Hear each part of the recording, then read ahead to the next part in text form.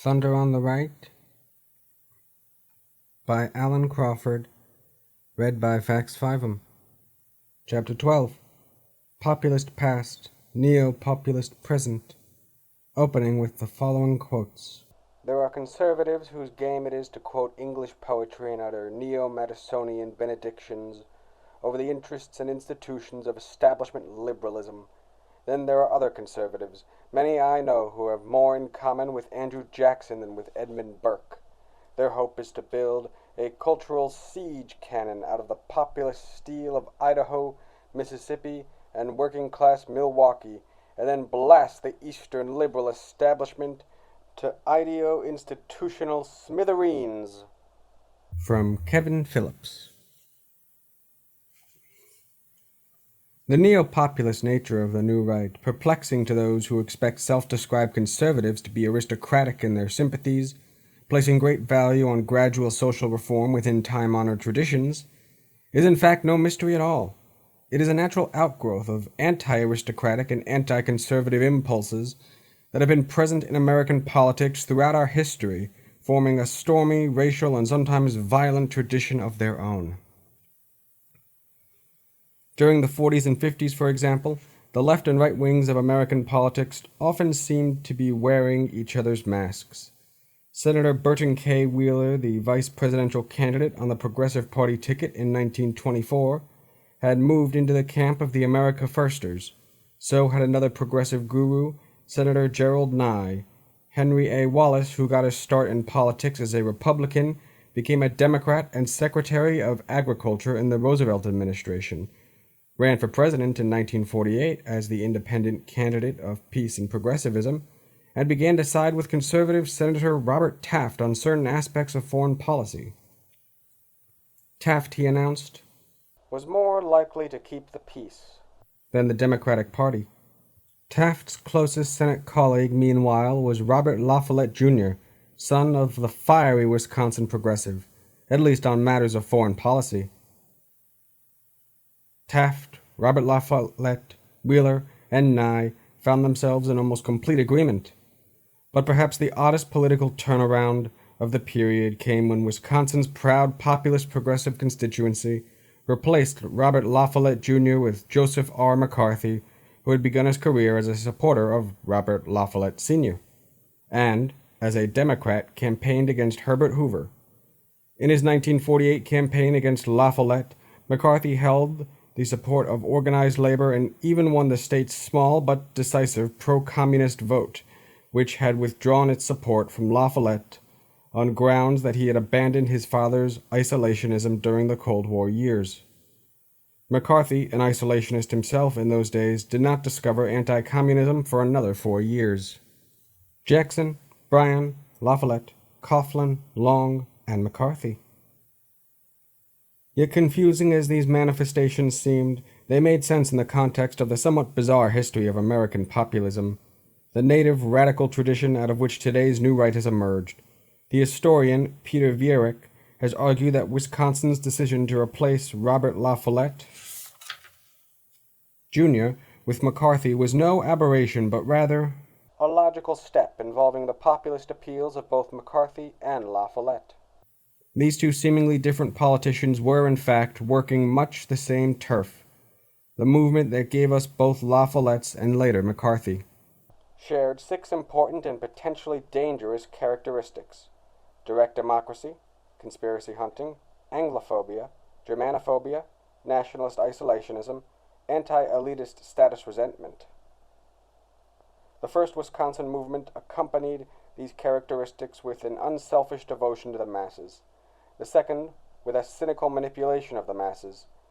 Yet the first helped to make the second possible by habituating the Midwest to these 6 explosive characteristics.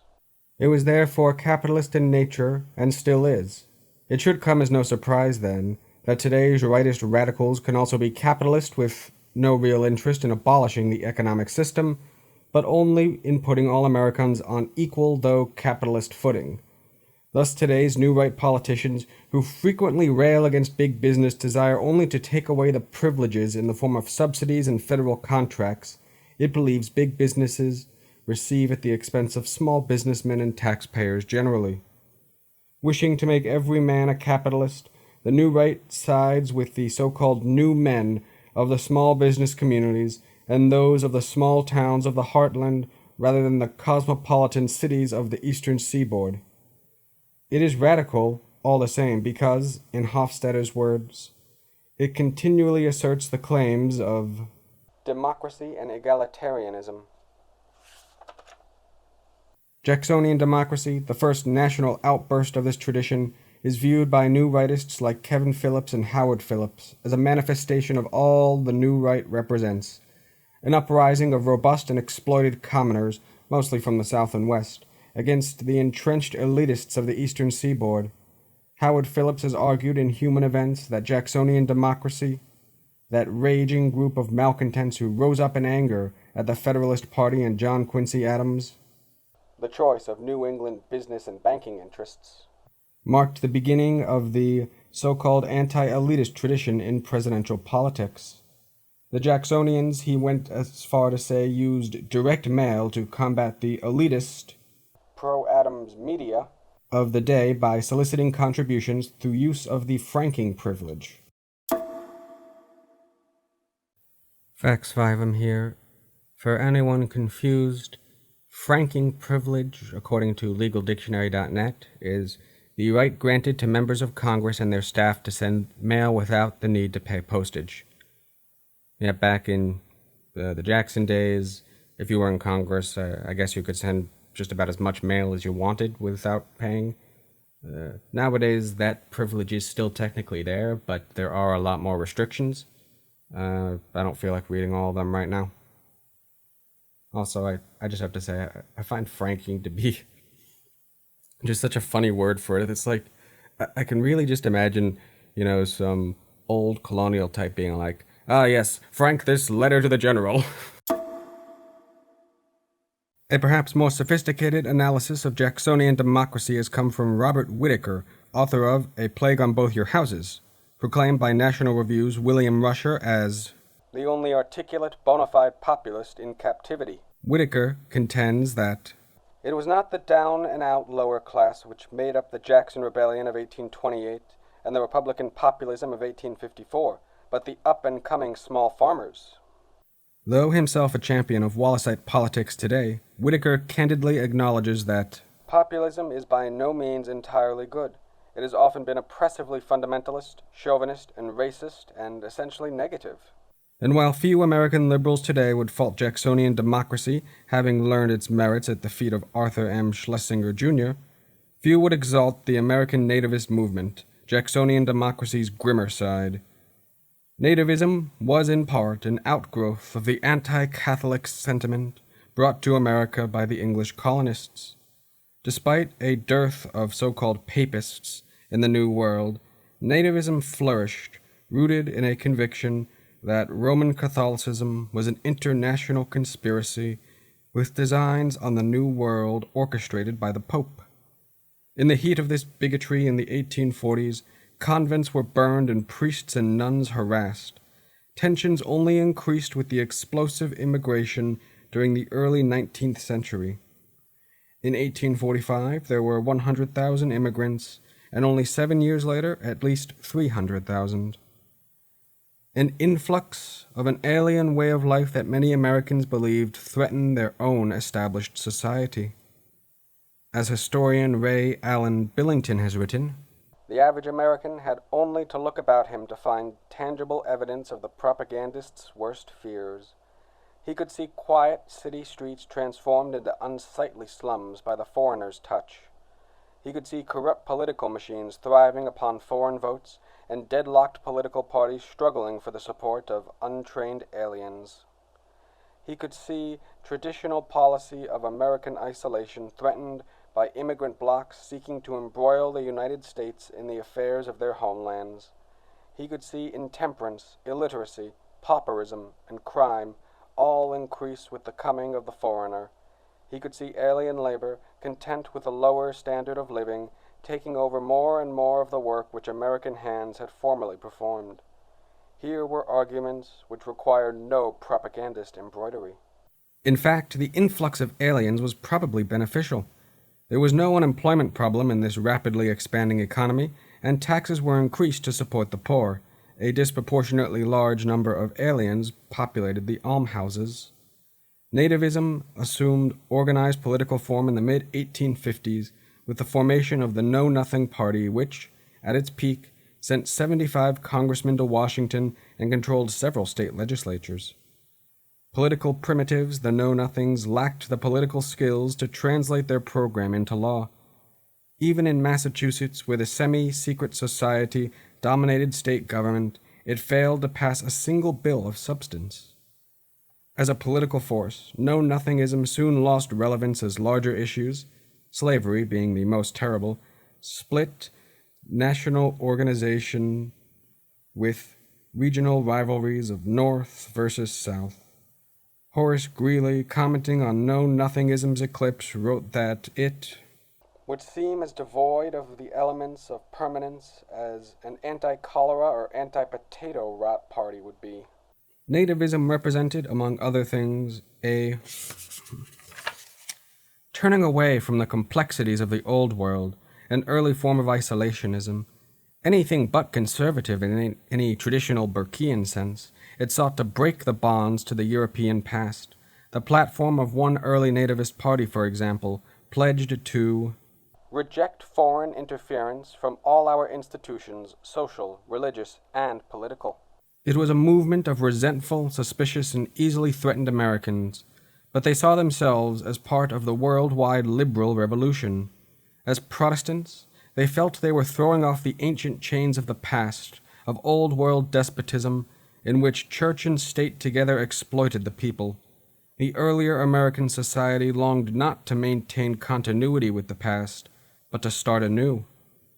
If this took the form of a scandalous bigotry, this was merely a necessary evil. Sociologist James McEvoy, in Conservatives or Radicals, the Contemporary American Right, argued that the historical movement most closely associated to the Wallace and Goldwater constituencies is the Nativist movement. Neither the Wallace, nor especially the Goldwater movement, was as overtly bigoted and anti-democratic or extremist as the Native American Party, or many of its successors. Both recent movements appear to have conformed more closely to the American common value of political tolerance than the earlier movements did. I nevertheless suggest that the social forces that stimulated the growth of the nativist parties are, in many ways, comparable to those that produced the Goldwater and Wallace movements. One similarity among all these movements is found in the fact that they appear to be status movements, largely formed in response to intrusive challenges to the normative patterns of established groups. Their appearance is a manifestation of pattern maintenance, behavior. Their participants, drawn from differently affected segments of the society, are responded to perceived threats to their prestige on the one hand, and on the other, a need for further acceptance into the moral, economic, and political orders of society.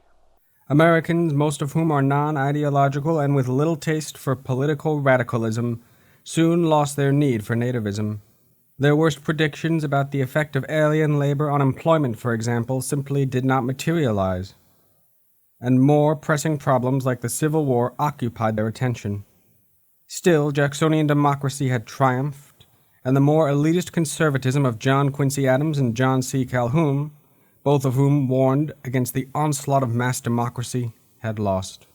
As the West opened up, so did regional grievances, the forces of the so-called new men against settled wealth of the East, and the stage was set for populism per se. Authentic populism found its early expression in the 1890s in sockless Jerry Simpson, a congressional candidate from Kansas who played with great effect on the resentments of his constituency.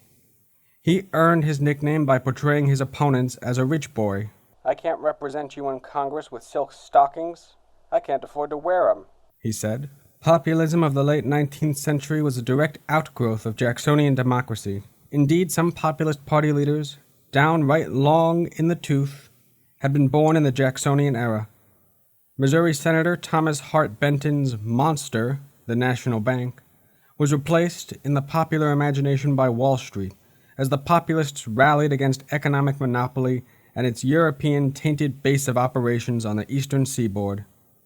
The great hero of the Populists was Andrew Jackson, who, according to General James B. Weaver, the People's Party presidential candidate in 1892, understood that a democratic government had no use for an aristocratic or monarchical system of finance. Americans once again were turning away from anything that reminded them, even remotely, of the decadent old world. Vast economic changes the American small farmers of the West could not understand, were threatening their way of life, they believed. The portrait of the American farmer, painted by the populist politicians, tells us much about the idealized America to which the populists had aspired. Hardy, dedicated, long-suffering, humble, and uncomplicated, exploited by sinister external forces from the weather to eastern monopolists.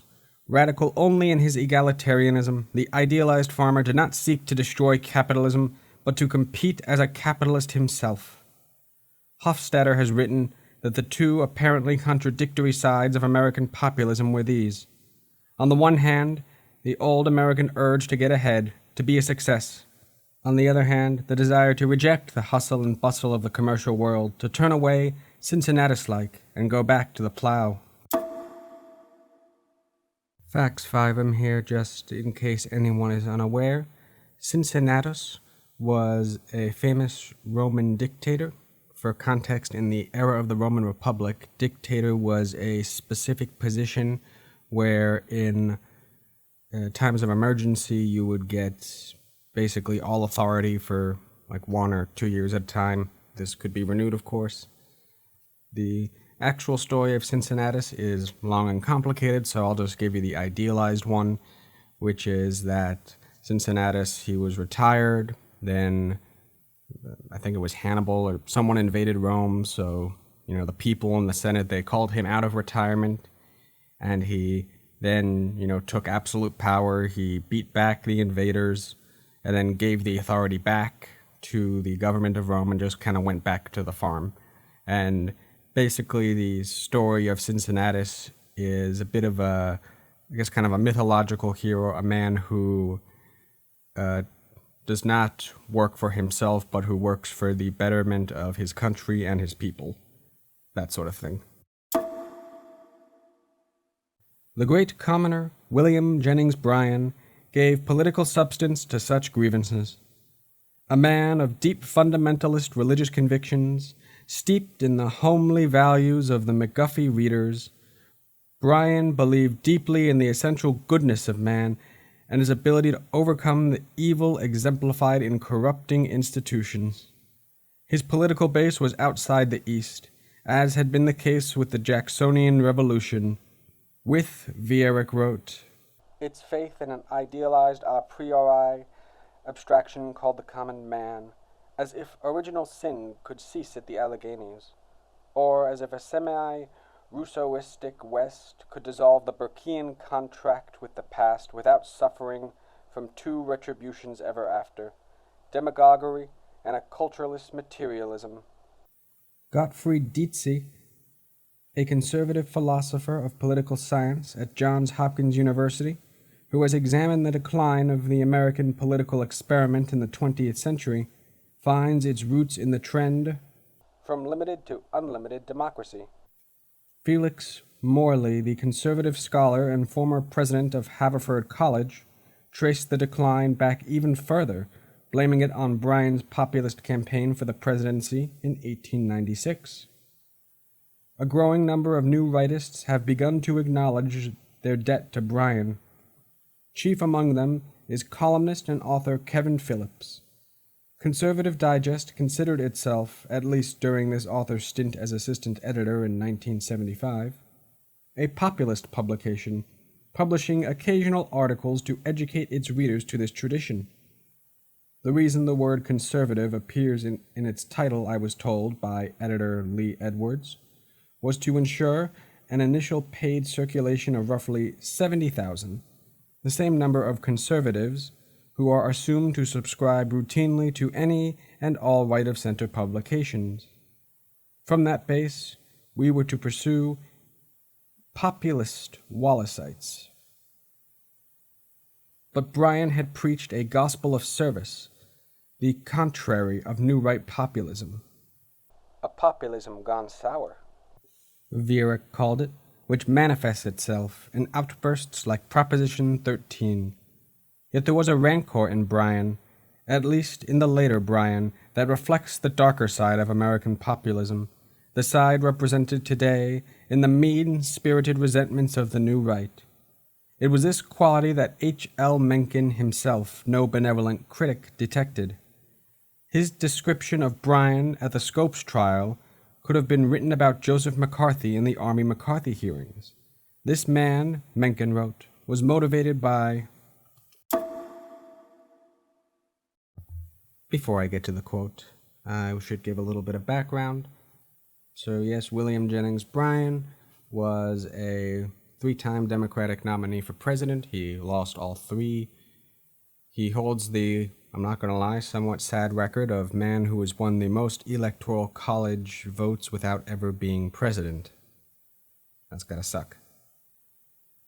The Scopes monkey trial, well, as it was called, was a trial in somewhere in Tennessee in which in like the 1910s, 20s or so, the state of Tennessee had banned teaching evolution in schools, and one of the teachers, I think that was where the Scopes comes from, he taught evolution instead of biblical creationism, and he was then sued by the state for doing so.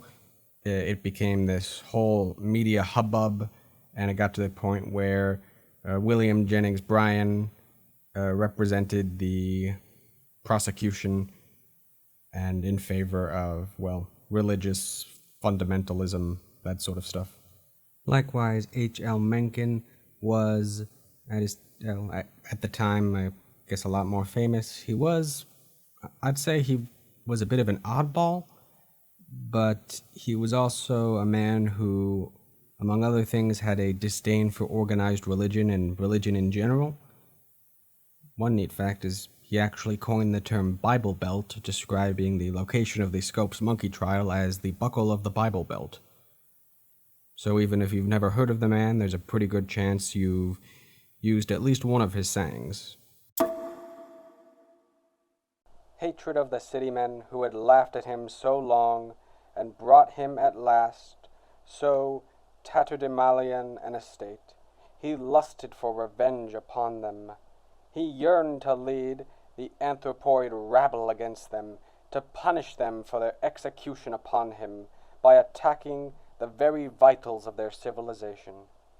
He bit right and left, like a dog with rabies. He descended to demagoguery so dreadful that his very associates at the trial table blushed. His one yearning was to keep his yokels heated up, to lead his forlorn mob of imbeciles against the foe. What animated him from end to end of his grotesque career was simply ambition, the ambition of a common man to get his hand upon the collar of his superiors, or, failing that, to get his thumb into their eyes. He was born with a roaring voice, and it had the trick of inflaming half-wits. His whole career was devoted to raising those half-wits against their betters, that he himself might shine.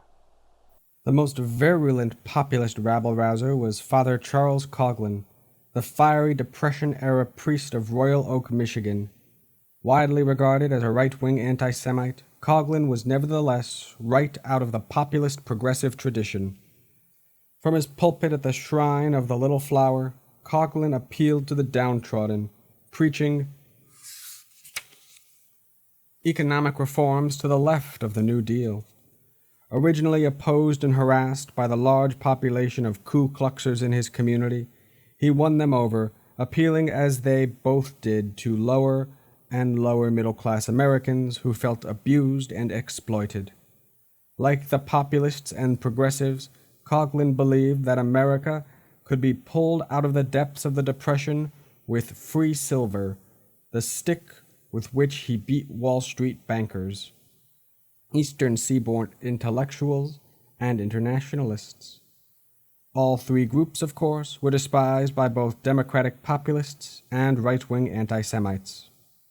Coughlin was a master of radio, using it more intensively than even Franklin Roosevelt himself, as the New Right today uses direct mail to proselytize its constituency.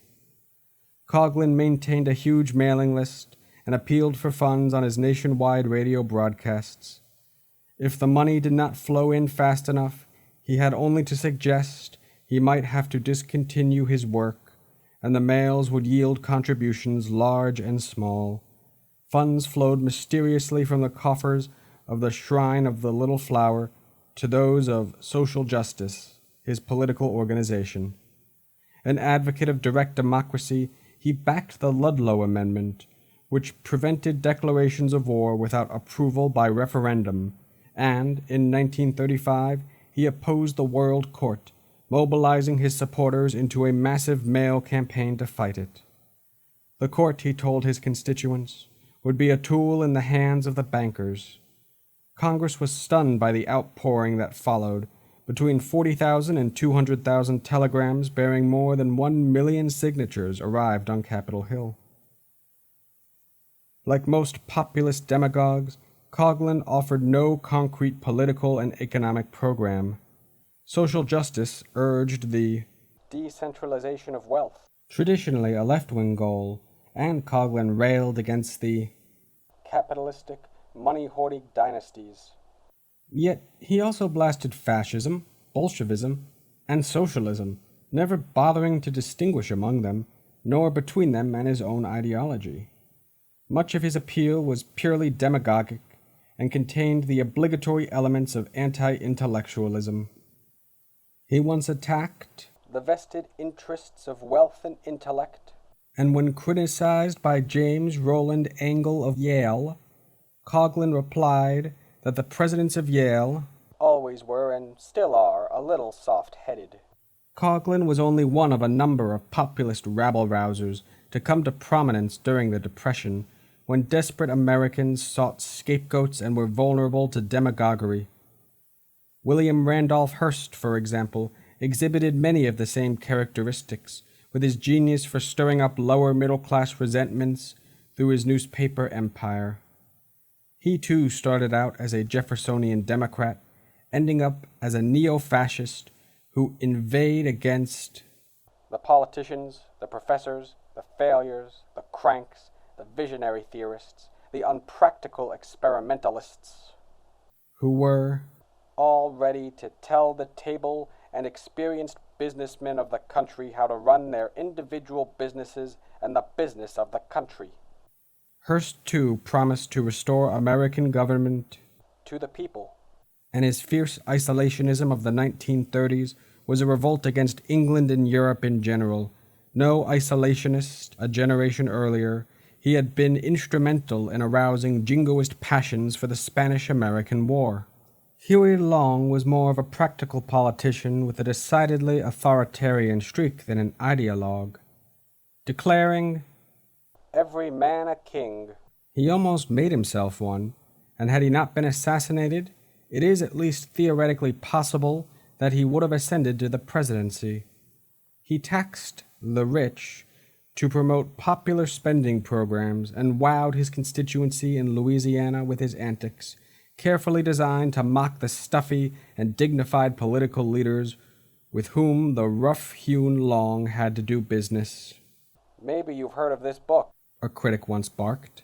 It's the Constitution of the state of Louisiana. He shouted back, I'm the Constitution around here now.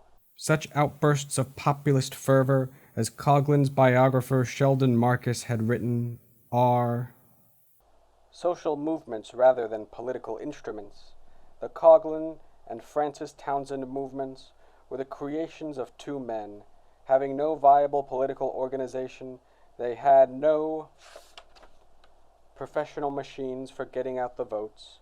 Without Coughlin and Townsend, they would have ceased to exist.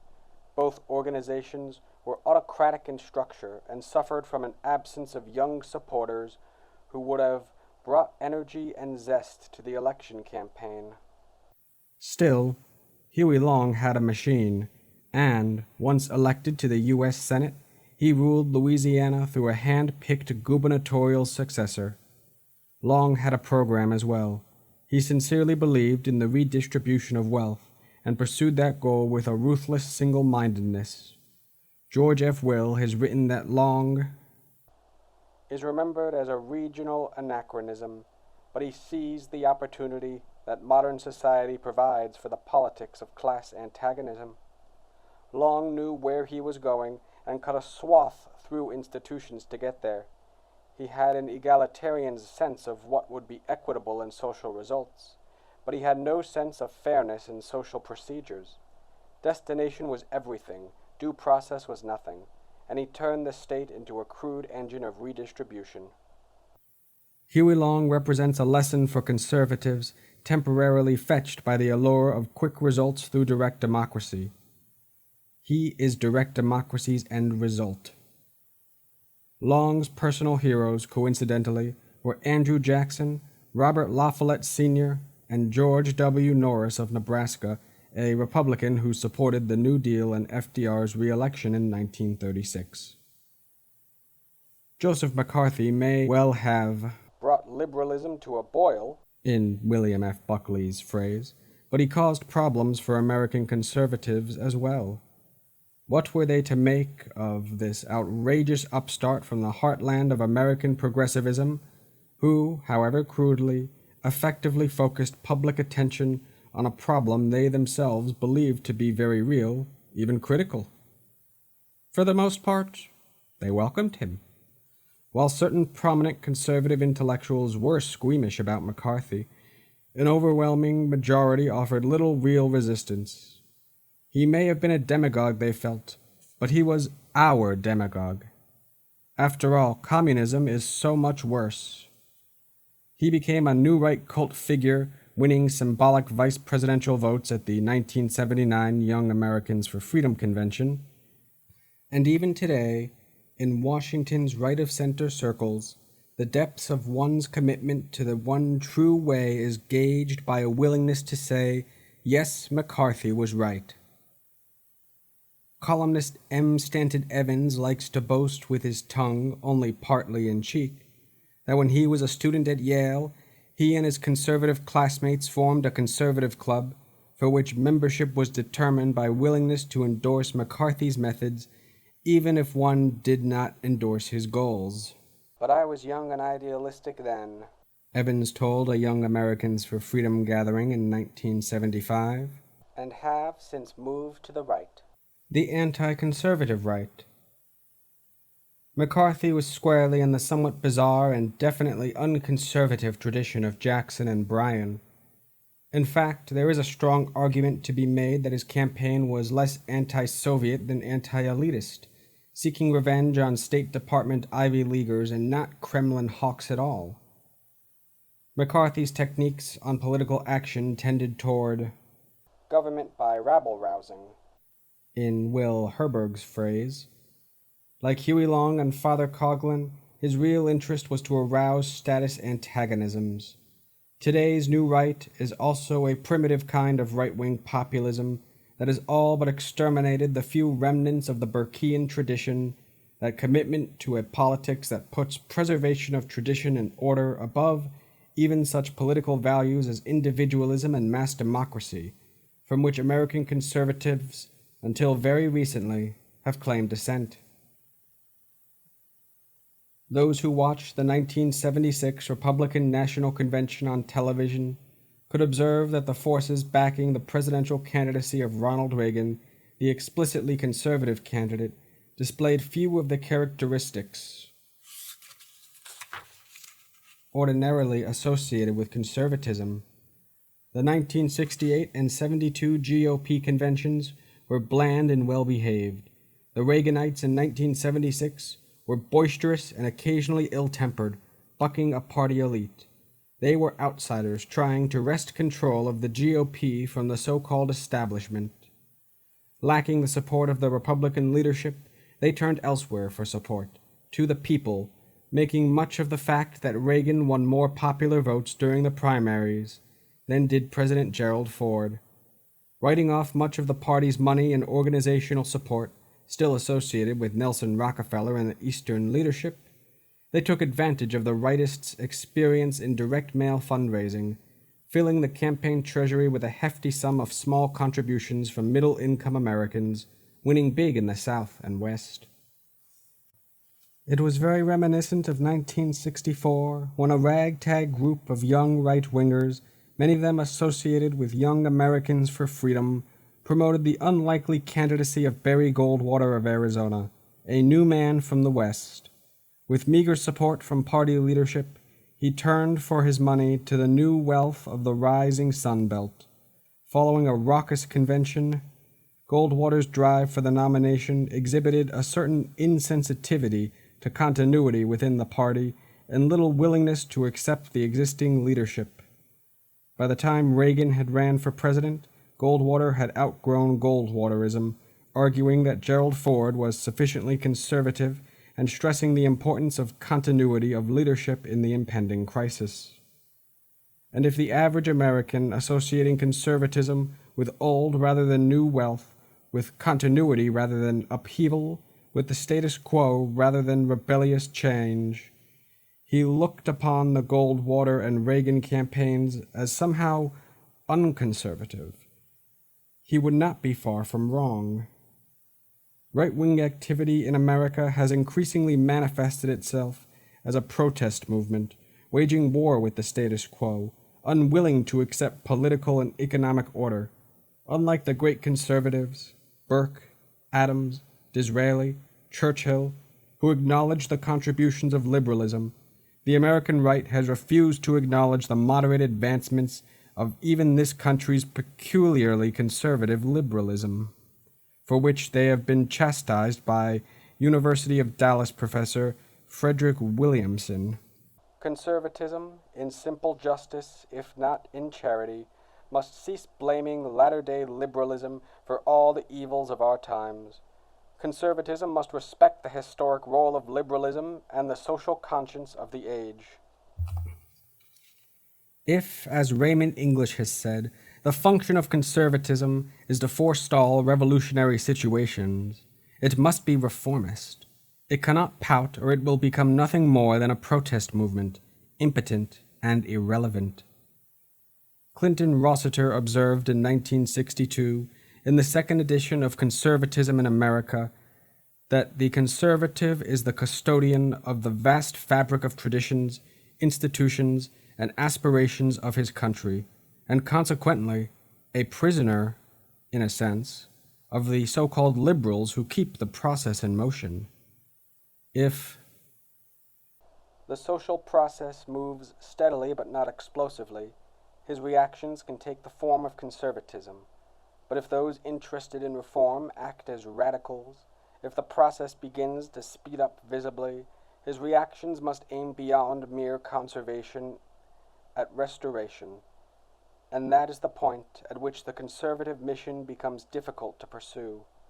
When the pace of history gets out of control, the conservative can no longer rely on the simple, instinctive acts of traditionalism and preservation. He too must reason and discriminate. He too must plan and tinker and gamble. The so-called conservative as revolutionary, the traditionalist who must act radically to preserve the values and institutions of his community, is not a happy sight, and cannot, in his thoughtful moments, be a happy man. This, in essence, is the dilemma of modern conservatism. the new right does believe that the pace of history has gotten out of control, but it lacks the philosophical discipline and understanding that characterize the prudent and true conservative. They are not interested in preserving liberal gains or what Kevin Phillips called uttering neo-Madisonian benedictions over the interests and institutions of establishment liberalism. They are, instead, as Paul Weyrich has observed, radicals themselves, bent on driving from the temples of power the so-called elitists who have usurped the functions of government from America's populists of the lower middle and middle classes. Conservatism in America, its more astute apologists are beginning to understand, has always been something of an oddity. After all, the United States is not Europe, and its political model is not that of Europe, where conservatism has traditionally been an ideology of a ruling class, its interests challenged by an insurgent liberalism speaking for the people. In America, this pattern has been, to some extent, reversed.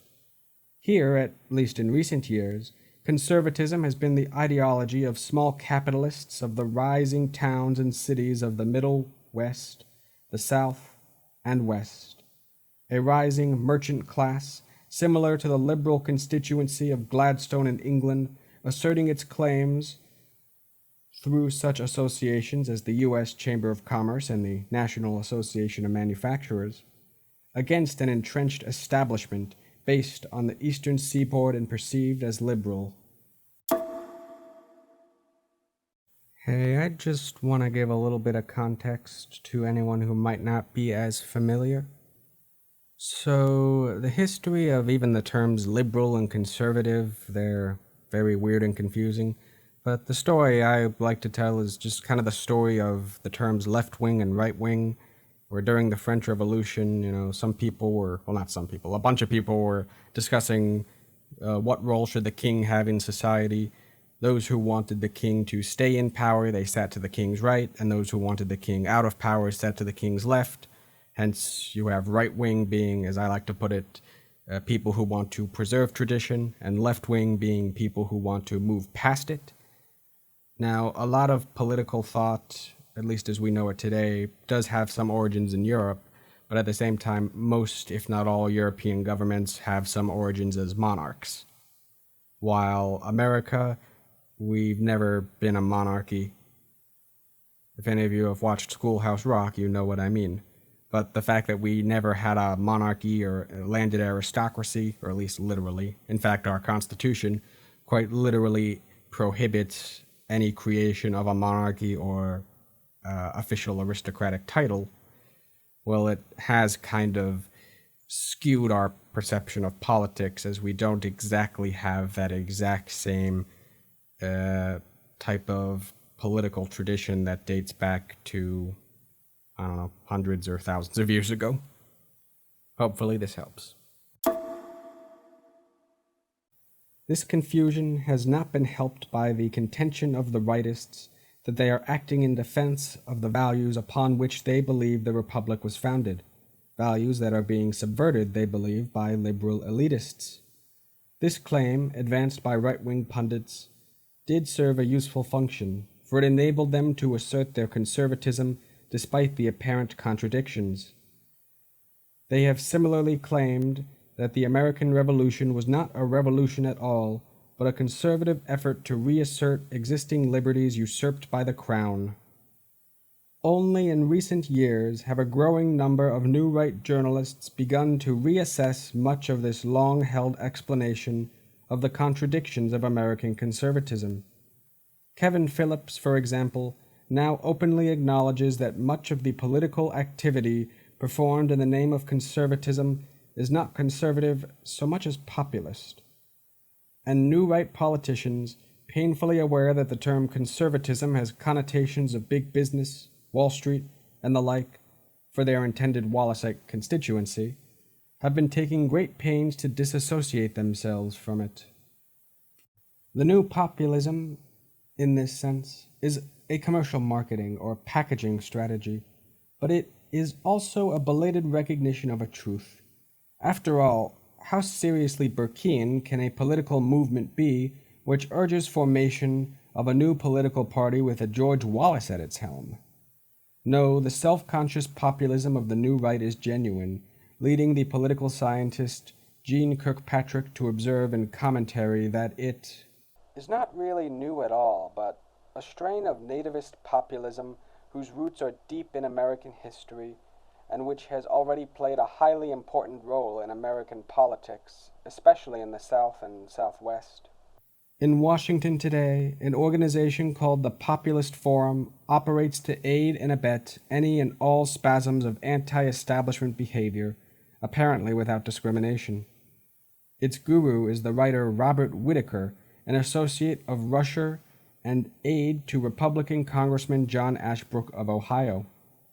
Whitaker's 1976 book, A Plague on Both Your Houses, an onslaught against both major parties, was praised by George Wallace as entertaining and highly readable, and as accurately describing our populist struggle, the battle of the middle class against its twin exploiters, the corporate establishment of wealth and the leftist education welfare establishment.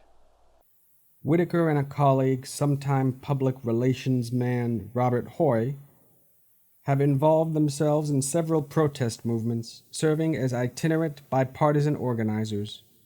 Whitaker was a great champion of George Wallace's presidential ambitions, hailing the former Alabama governor because he represents a unique combination, a presidential candidate who can attack both businessman and professor with all the pent-up venom of a generation of lower middle-class people who feel betrayed and exploited by both groups.